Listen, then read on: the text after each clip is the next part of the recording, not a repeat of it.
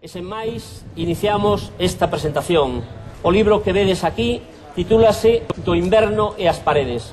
É o segundo libro de poemas de un xove escritor do Grove, Rubén, que o ano pasado presentaba o libro 100 de ellas, un libro magnífico en castelán.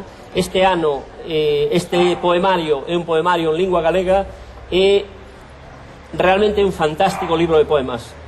Veredes cando empecedes a ler algúns destes poemas como é un libro realmente moi forte, con gran intensidade, e hai un gran escritor detrás deste aínda moi novo autor.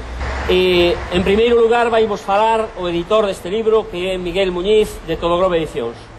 Nada, bons días a todos. En primer lugar, felicitar a Rubén polo talento, non? Para preparar este libro. Fai un ano por estas datas estábamos aquí presentando, como ben dicía Antón, o primer poemario, 100 de ellas.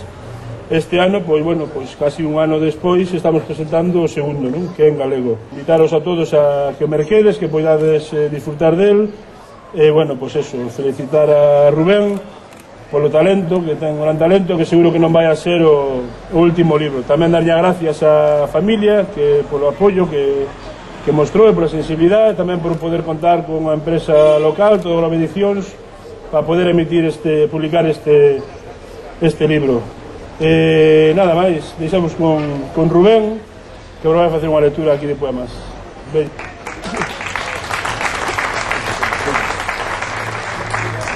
Hola, bien. Moitas grazas a todos por vir. Eu truxeme unha chuleta pequena da casa, espero que non lles importe que a lea. Non sei. Eu subo aquí cunha axitada modestia e un insultante medo, porque o que teño é medo de saltar a praza e que me corten as dúas orellas. Pero por favor, que non me corten o rabo. Eu síntome como un verdadeiro intruso neste mundillo da lírica, tan hermético e exclusivo como sempre lle gustou ser. A poesía debería ser un hostal aberto, sen chaves nin cerrollos, e iso deberían non saber de sobra os poetas. De feito, é un territorio que debería ser máis obsceno, máis aberto e menos íntimo. É dicir, prescindir dese privatismo que polo xeral se asocia a todos os colegas do gremio que, armados de tinta, de insultos e outras armas nobres, propagan o culto o clasismo. Eu metínme nisto de escribir versos soltos coa única intención de que unha amiga miña, ben o saben as musas, lle baixase a febre. Escribinlle un poema cheo de ripios como retais e malicias doces. Bastante irónico, por certo, e esta pareceu agradarlle.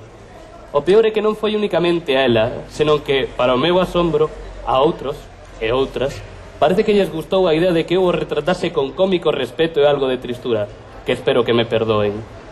Debía de ser verán, polo moito que quentaba o sol os ollos das persianas. Foi entón cando empecé a escribir o que eu crin que eran poemas, pero que en realidad eran confesións en sangue vivo.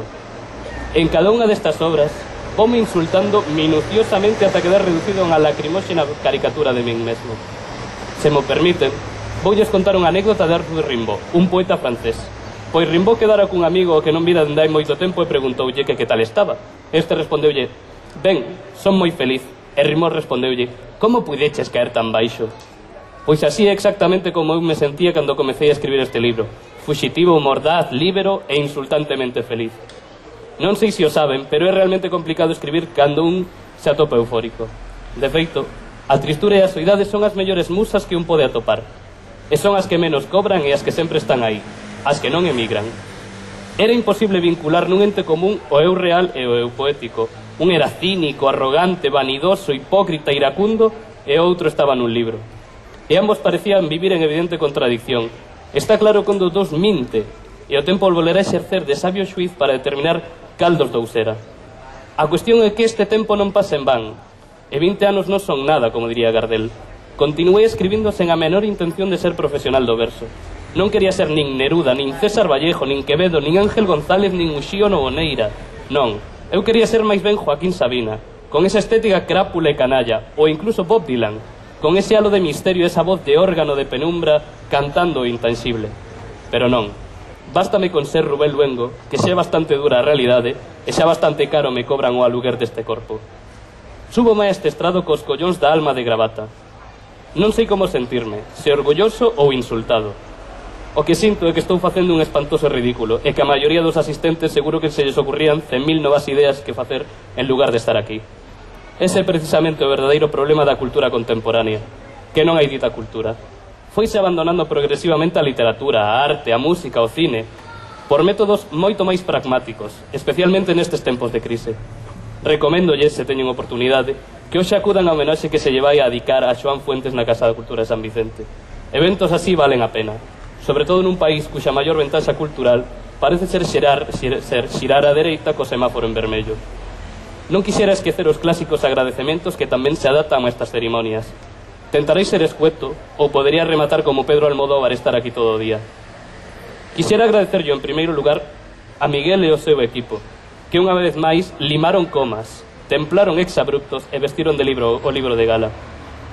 A Víctor Nieves, fotógrafo, encargado da difícil tarefa de que eu saia favorecido nun retrato. E, por suposto, a miña familia e amigos, en especial a Raúl, que unha vez máis volve darlle rostro humano ao meu libro con esa exquisita sutileza que o caracteriza. Por último, felicitar os culés asistentes pola victoria do seu equipo onte. En fin, vou rematando, porque estas cousas deben ser o máis curtas posibles ou resultarán moi aburridas.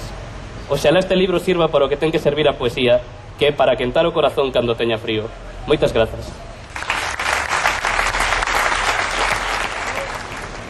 En primeiro lugar, gustaríame ler un poema que se chama 20 liñas de amizade, que é un verso verdadeiro.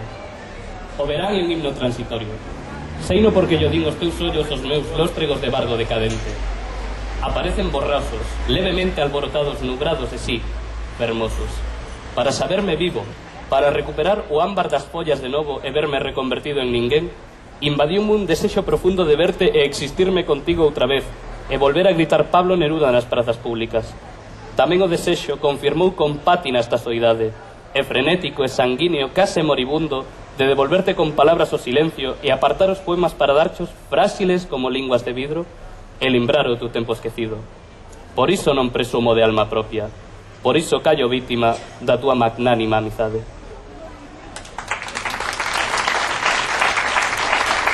Outro que se chama Tempus Fugit, e xa é o último que leo.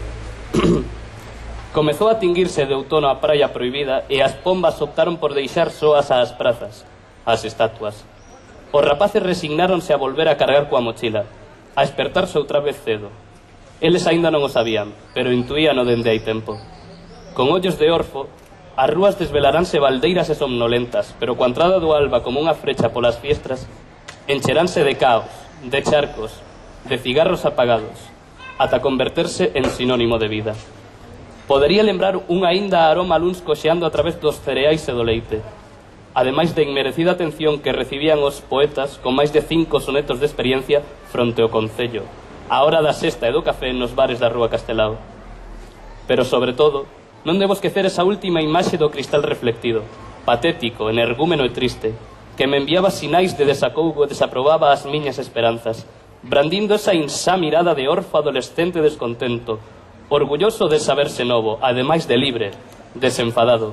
Se non fose tan mortal, se non tivese esta lousa de medo caendo tan rápido, sí, caendo, para facerme sentir débil e efémero e indefenso, para evitalo, volvería a cometer os mesmos erros, tropezar coas mismas pedras, volverte a botar de menos. Pero non podo contra o outono, embellezo e volvo a sentirme triste, espertarme outra vez cedo sen ganas de sorrir xa, apenas un túzaro resto do eu antediluviano, o eu máis preto. Volvo a sentir o pánico, sí, ali no fondo, tan dentro, que me obriga a abandonar os meus máis firmes empeños. Deixei de buscarte noutros ollos porque aprendín a ser cego.